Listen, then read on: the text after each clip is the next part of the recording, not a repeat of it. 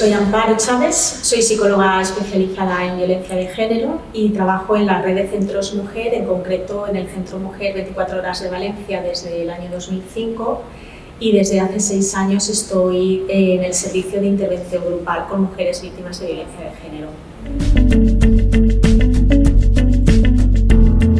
La red de centros Mujer es un organismo público. El Instituto de la Mujer se puso en marcha en 1988 por primera vez.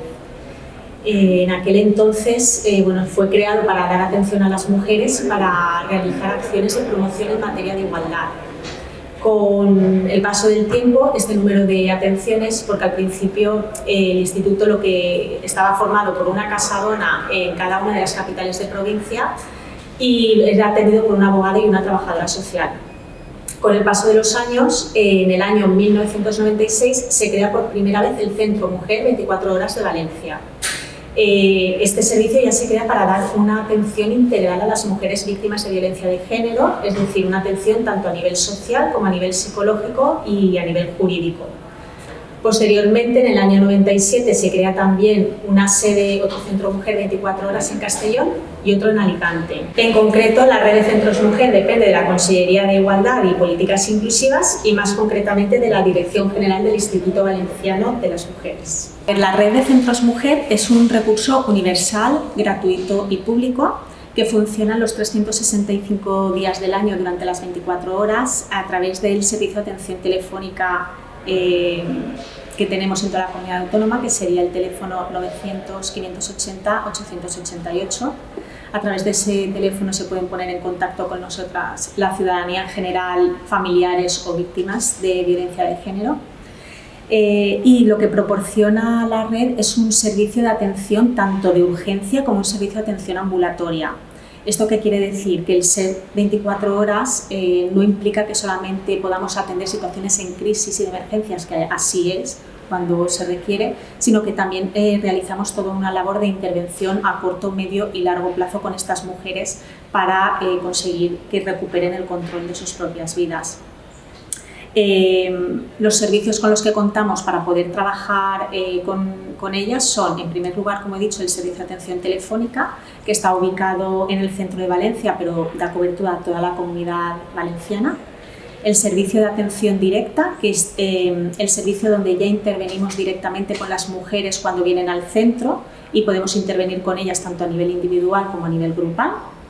Luego contamos también con un servicio de atención a los hijos y a las hijas de las mujeres que están siendo atendidas en la red de centros por parte de las psicólogas infanto-juveniles, ¿vale? Para abordar también el dolor y el daño que se produce en estas situaciones a estos menores.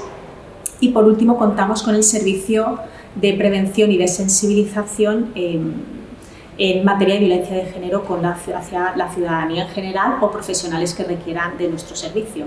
Precisamente relacionado con este servicio último que hemos dicho o que he nombrado, establecemos contacto con la sociedad civil que requiera de campañas de sensibilización o charlas de difusión, charlas de prevención y de sensibilización en materia de violencia de género.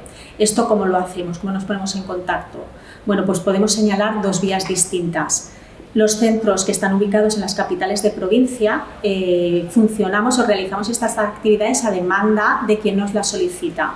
Por ejemplo, pueden ponerse en contacto con la Consellería institutos que requieran de talleres con el alumnado o que requieran charlas informativas, charlas de sensibilización en materia de igualdad, en materia de violencia de género. Y entonces nos planificamos para ir a realizar aquello que nos demandan, bien sea fuerzas y cuerpos de seguridad, servicios sociales, personal sanitario, etc. Luego están los centros Mujer Rural, que he comentado anteriormente. Ellos sí que cuentan con un servicio especializado en materia de prevención y de sensibilización y sí que realizan toda una serie de acciones que son ellos y ellas quienes se dirigen expresamente a la ciudadanía o a los recursos sociales que intervienen en materia de violencia de género para realizar esas campañas de sensibilización o talleres y dar a conocer el recurso de la red de centros Mujer. Cualquier organismo que esté interesado en recibir alguna charla o alguna acción de sensibilización o prevención en materia de violencia de género o igualdad lo puede solicitar a través del correo electrónico a la Consellería. El correo es institutdelesdones@gva.es. En total, la red de centros mujer está compuesto por 9 centros mujer. 3 de ellos son 24 horas, luego está el de Denia y el de Torrevieja, que son 14 horas, y luego están los rurales. Estos 4 rurales que hemos comentado están ubicados en Elda, en Segorbe, en San Mateo y en Iàtova. Y la particularidad que tienen es que las profesionales que trabajan en ellos son ellas las que van a itinerar para desplazarse hasta el lugar donde están las mujeres víctimas de violencia de género, atendiendo así a las dificultades también que tienen las mujeres de trasladarse y facilitar el acceso a todas ellas, a todas las mujeres de estas comarcas del interior. El servicio de los centros mujer rural se crea porque nos damos cuenta con el paso del tiempo que las mujeres que residen en las comarcas del interior realmente no llegan a las capitales de provincia, los centros que hay ubicados en las capitales de provincia, por esa falta de transporte, ¿no? De dificultad en el transporte. Entonces se crean estos servicios para facilitarles el acceso y que puedan, no solamente es que es un problema a lo mejor que está más invisibilizado en esas comarcas, sino que además tienen dificultad en los transportes para acceder a las capitales de provincia. De esta manera la Consellería consigue acercarse a esa población y facilitar el acceso a estos servicios.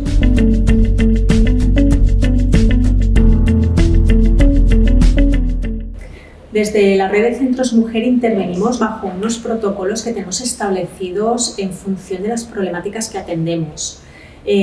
Atendemos casos de violencia, o sea, maltrato físico y psicológico dentro de las relaciones de pareja, o maltrato psicológico dentro de la relación de pareja, pero también atendemos agresiones sexuales, abusos sexuales, acoso sexual, mutilación genital femenina, trata de mujeres con fines de explotación sexual, matrimonio forzoso y actualmente explotación y mujeres en situaciones de prostitución.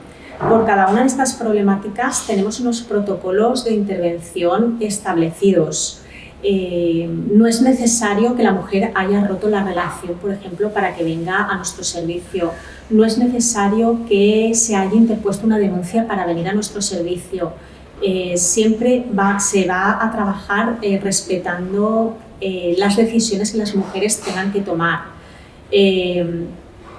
Nuestro trabajo sí que puede ir encaminado, sobre todo en las situaciones que sí que se valora gravedad, a que haya que poner una denuncia, pero siempre vamos a intentar que sea la mujer la que tome esa decisión, porque la experiencia nos ha demostrado que cuando la mujer es consciente de digamos que está tomando una decisión de una manera elaborada y trabajada, es mucho más fácil que se mantenga luego la decisión tomada.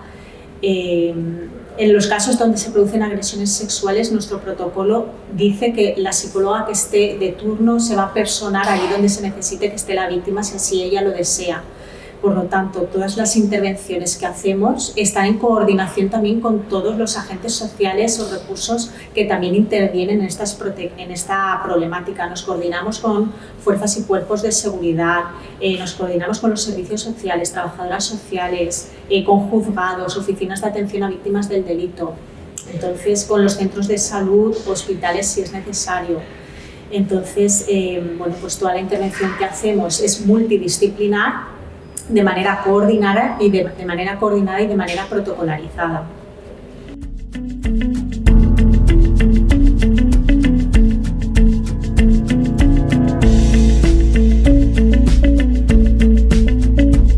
Psicóloga especializada en violencia de género, para trabajar con estas mujeres debe contar con varios requisitos, entre los cuales a mí me gustaría señalar como el más imprescindible, contar con la perspectiva de género en las intervenciones. Está claro que la violencia de género provoca un daño en la salud de las mujeres, tanto a nivel psicológico como a nivel físico, y como tal es el rol de la psicóloga el que tiene que ayudar a reparar ese daño emocional. Para ello se tiene que valorar cuál es el significado que las mujeres han dado a su experiencia de vida, con el objetivo de que entiendan cuál ha sido cada una de las decisiones que han ido tomando en toda su propia historia de vida y en su historia de violencia, y que sean capaces de dar un significado distinto al que ahora se están dando, porque la experiencia nos dice que el significado que le dan atenta contra su propia integridad, atenta contra su propio autoconcepto, y esto genera un daño tanto en su autoestima como en todo un daño emocional. Entonces, para ello, para poder hacer esa valoración del significado que le han dado a la historia de violencia, debemos tener presente cuáles son esos patrones culturales, esas normas sociales que han condicionado la construcción de la masculinidad y de la feminidad durante toda nuestra historia de vida, no solamente la nuestra, sino de toda la sociedad.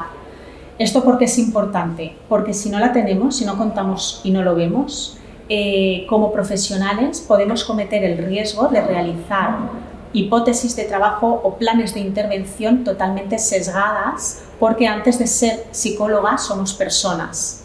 Por lo tanto, esto nos lleva a la segunda característica importante, que es que debe de haber una congruencia con nuestras propias creencias. Tanto la psicóloga como cualquier profesional que intervenga en violencia de género debe de tener una predisposición a realizarse una revisión de sus propios esquemas mentales, que van a condicionar el cómo voy a abordar esta problemática. Entonces, eso lo considero como lo más importante en cuanto a una psicóloga especializada en violencia machista.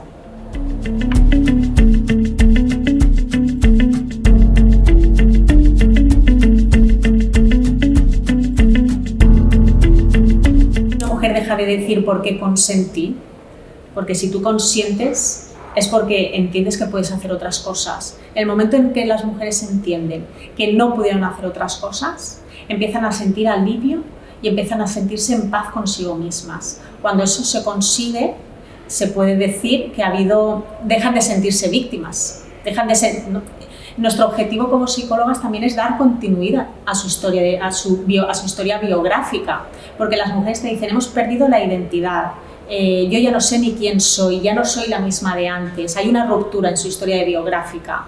El objetivo es que haya una continuidad en su historia biográfica, pero que entiendan cómo han evolucionado y que entiendan las decisiones que adoptaron en cada situación que les hacen sentirse culpables, que les hacen sentirse responsables de lo que han vivido.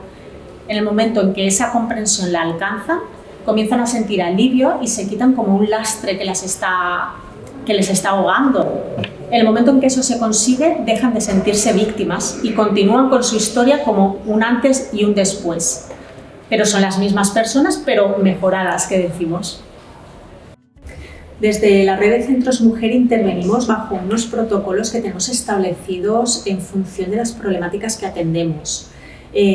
Atendemos casos de violencia, maltrato físico y psicológico dentro de las relaciones de pareja, o maltrato psicológico dentro de la relación de pareja, pero también atendemos agresiones sexuales, abusos sexuales, acoso sexual, mutilación genital femenina, trata de mujeres con fines de explotación sexual, matrimonio forzoso y actualmente explotación y mujeres en situaciones de prostitución.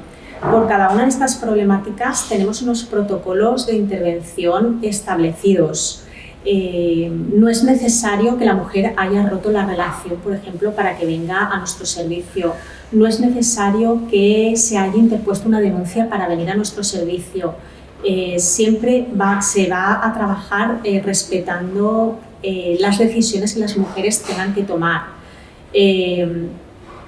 Nuestro trabajo sí que puede ir encaminado, sobre todo en las situaciones que sí que se valora gravedad, a que haya que poner una denuncia, pero siempre vamos a intentar que sea la mujer la que tome esa decisión, porque la experiencia nos ha demostrado que cuando la mujer es consciente de digamos que está tomando una decisión de una manera elaborada y trabajada, es mucho más fácil que se mantenga luego la decisión tomada. En los casos donde se producen agresiones sexuales, nuestro protocolo dice que la psicóloga que esté de turno se va a personar ahí donde se necesite que esté la víctima, si así ella lo desea. Por lo tanto, todas las intervenciones que hacemos están en coordinación también con todos los agentes sociales o recursos que también intervienen en esta problemática. Nos coordinamos con fuerzas y cuerpos de seguridad, nos coordinamos con los servicios sociales, trabajadoras sociales, con juzgados, oficinas de atención a víctimas del delito. Entonces, con los centros de salud, hospitales si es necesario. Entonces, bueno, pues toda la intervención que hacemos es multidisciplinar, de manera coordinada y de manera protocolarizada.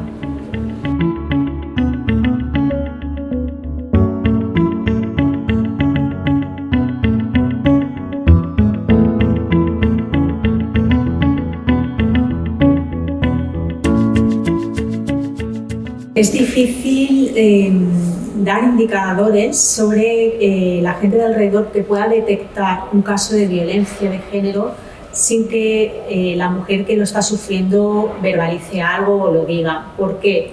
Es difícil, es una pregunta difícil de responder porque la experiencia nos dice que las mujeres han desarrollado muchísimas herramientas para esto mantenerlo en la intimidad y que no se les note. De hecho, muchísimas mujeres, cuando trabajo con ellas en los talleres grupales, lo dicen. A mí me dijeron que cómo es que no lo había dicho antes, o a mí enseguida me contestaron que cómo podía ser que no se hubieran dado cuenta. Entonces, es verdad que es peligroso dar indicadores que puedan hacernos saltar las alarmas porque limita un poco el poder detectar otros casos que no cumplan con esos indicadores.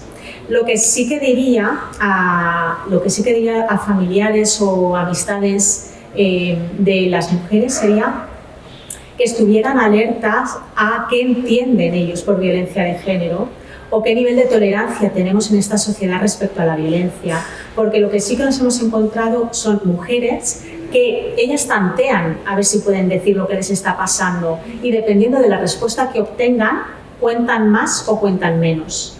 Entonces, es verdad que no existen perfiles de mujeres maltratadas.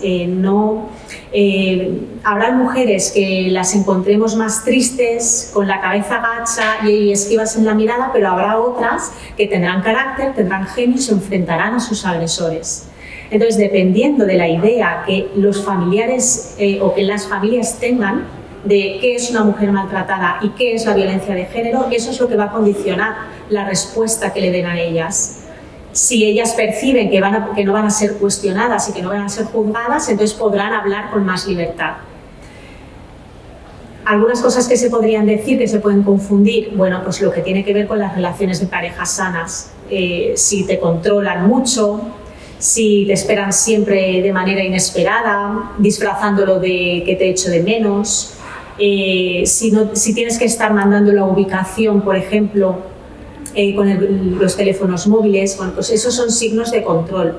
Pero es verdad que existen otras situaciones que no se podrían identificar tan claramente. Entonces yo pondría más el foco en que la gente nos revisemos qué estamos entendiendo, qué es una mujer maltratada, porque posiblemente si conozco a alguien de mi entorno que me quiera decir algo, si no cuadra con la imagen que yo tengo, con el perfil estereotipado que tengo de lo que es una mujer maltratada, puedo dar una respuesta que haga que ella se vaya a cerrar más.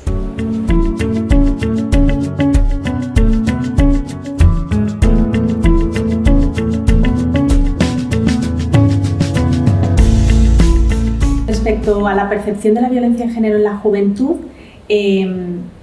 sí que podría señalar en los chicos, cuando vamos a los institutos, lo que percibimos es que sí que hay una mayor sensibilización y concienciación de esta problemática, pero también se percibe cierta hostilidad o porque se sienten interpelados o se sienten atacados constantemente, ¿no? Ese malestar yo entiendo que hay que recogerlo para poder llegar a ellos, para que puedan entender que se está haciendo referencia a un problema estructural, a una violencia basada en un problema de origen social y estructural, que nada tiene que ver con una guerra de sexos entre hombres y mujeres. Entonces es necesario recoger el malestar que puedan sentir para que lleguen a comprender realmente dónde está la base de la problemática de la violencia de género. Pero sí que es verdad que hay una mayor concienciación por parte de ellos. las chicas jóvenes víctimas de violencia de género les cuesta más identificarse como tales porque ellas han crecido y han sido educadas en la era de la igualdad. A ellas nadie les puede decir lo que pueden y lo que no pueden hacer. Tienen clarísimo que tienen los mismos derechos que ellos, que pueden acceder a los mismos estudios, que pueden llevar la ropa que quieran, están en la era de la libertad. Entonces, además, ellas pueden hacer conductas que fácilmente son confundidas con la violencia, ¿no? Que se entremezclan con la violencia de género. Ellas también pueden ejercer control, ellas también pueden pedir las contraseñas, ellas también pueden sentir celos de que ellos estén con otras chicas. La diferencia que sí que apreciamos es que mientras que ellas ejercen un control desde la dependencia emocional, ellos lo van a hacer desde la posesión y el tú eres mía.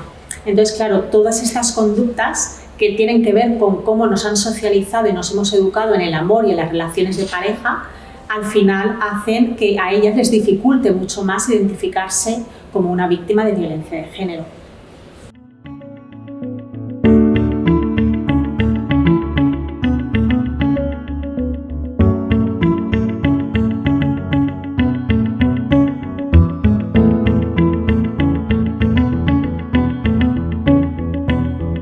Durante la pandemia y toda la crisis sanitaria que estamos viviendo, sí que podríamos mencionar algunos cambios que hemos ido percibiendo conforme se desarrolló. Al principio, con el pleno confinamiento que nos pilló a todos de una manera brusca, lo que más notamos en la red de centros mujer que empezamos a atender fue una demanda de alojamiento para las mujeres en situaciones de prostitución. Es decir, antes es algo que no nos había llegado o que no nos llegaba con esta facilidad ni esta frecuencia, y con el confinamiento, al cerrarse todos los clubs, estas mujeres se encontraron completamente en la calle y recibimos un volumen importante de solicitudes de atenciones a mujeres que se encontraban en esta situación. Por otra parte, durante el confinamiento, las situaciones, lo que sí que podemos analizar es que las situaciones de violencia estaban más controladas. ¿Esto qué quiere decir? Los estallidos de violencia se producen ante una pérdida de control que percibe el agresor. En el confinamiento eso estaba todo controlado. Las mujeres víctimas de violencia de género estaban en su casa, tenían que estar calladas y adaptándose a la situación.